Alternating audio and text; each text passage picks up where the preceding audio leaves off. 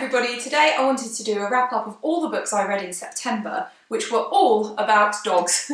They were all passed on to me by my mother-in-law, and I shall pass them back once I've finished filming this video. So yeah, she's a massive, massive dog lover. So yeah. So the first one of these that I read this month was Judy, A Dog in a Million. And the tagline is "From runaway puppy to the world's most heroic dog." And Judy was an English pointer. This is a true story. And she was aboard the HMS Grasshopper in World War II I think it's in Singapore.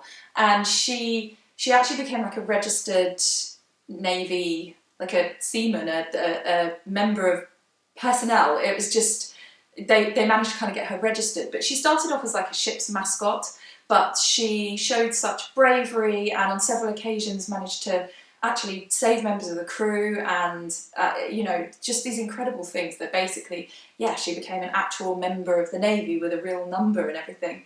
And then she ended up becoming a Japanese prisoner of war, and she was an official Japanese prisoner of war. And she was awarded the Animal Victoria Cross, which apparently is called the Dickin Medal, for just her unbelievable bravery. But this story is just, it's incredible to me that this, you know, the fact that she was a Japanese prisoner of war and she, you know, she survived, she, I mean, you know, for an animal to be kind of, to manage to be kept alive in those circumstances and to, yeah, it's an amazing story. I really enjoyed this. It was such a fascinating story. But I found it a little bit hard going. It is readable. I think really it was because I was reading it when I was really, really busy, and it's just a little bit more involved to keep up with what's going on because there's kind of military manoeuvres and just complexities and stuff that just made it a little bit harder to concentrate on. I think that's the only reason that that I struggled to concentrate on this book. But it is just such an incredible story, and it's been put together by sort of interviews and documentation. Some of the documentation is actually in the back of the book, and there's photographs as well of Judy. And it's, you know, they've done the best job they can to put together what happened to this dog. It's just, yeah, amazing. Really, really interesting story. Then after that, I read another true story, this one called DAWGS. I stumbled across this book and I thought it looked like something my mother-in-law would enjoy, so we actually bought this for her birthday, and now she's read it, she's passed it on to me to have a read. And this is, like I said, another true story, and it's about an animal shelter that's set up by some children.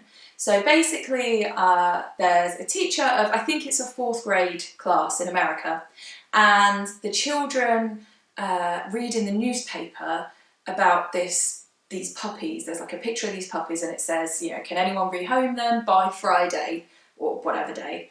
And the children say, well, what will happen after that? And the teacher kind of says, well, you know, they'll be put to sleep. And the children are so upset that this is what happens that they, you know, ask what can they do, and it starts this whole thing in motion of starting this animal shelter. And the children are really, really involved in the running of it, and it's a story of kind of how it helps the animals, but also about the people involved in it. And again, just another an amazing true story that's kind of unbelievable that these children just had such compassion that this thing got started.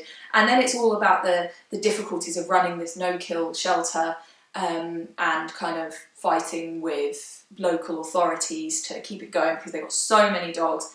And in this, it's like a tiny town, but they have loads and loads and loads of strays, and so they're also working on things like neutering programs and stuff.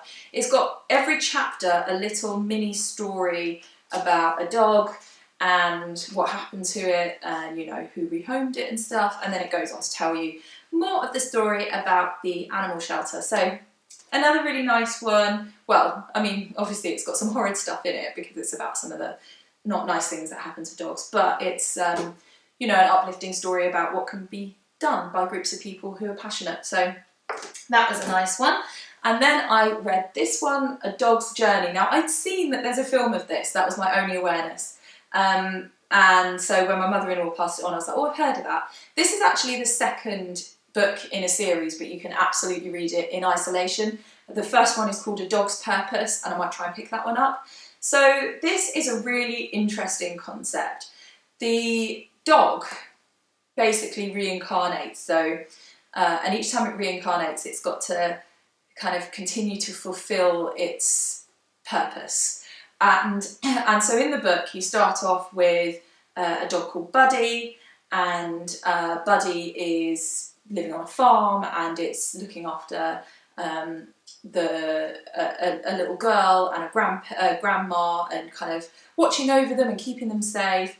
And then Buddy is reborn as, what's the second dog called? I can't remember. But anyway, you get the idea. So the dog keeps being reborn and kind of meeting the same group of people and protecting them. And really the story is about the people and the relationships and the life they go through, but told from the point of view of multiple dogs. It's very, very interesting. It's really easily readable. I read this in a couple of hours, I think. And an unusual premise. It's very sweet and sort of heartwarming. There is a trigger warning in this book for eating disorders and cancer and suicide. So there is some kind of not nice aspect of this book. But that said, it has sort of a very sweet feel to it. That sounds odd, but it does. So yeah, lots of dog books. Do you know, I was going to get my dog to come and hang out for this, but she's snoring upstairs because I took her for a run and she is now exhausted. So there we go, she's having a sleep and I didn't like to disturb her. So yeah, lots of dog books. If you're a dog lover and you've read a good dog book, please do recommend. I've got to say, I have two favourites. One I've got here. Why is that not in line? Where is it? I can't see it. I know I have it. I might have lent it to somebody. Oh no, I see it. This one, and I must say, it was behind a rosette that my dog won. This is Red Dog by Louis de Bernier. It's a really, really amazing book about a Australian dog. It's another true story, although kind of a little bit mixed with, not myth, that'd be the wrong word, but kind of just stories about this dog, of all the different people that knew it. And anyway, so this is really, really good. And another one I love is The Art of Racing in the Rain, which I don't have, but it's beautiful. And that one is again told from the point of view of the dog and is about the family, and it's just really, really lovely. So those are my favourites. But if you know any good dog books, please do recommend, because I enjoy them and I will tell my mother-in-law about them. So let me know what you're reading at the moment, and I haven't started anything new yet. I will see you soon for another video. Don't forget to like if you enjoyed and to subscribe if you haven't already. See you soon. Take care.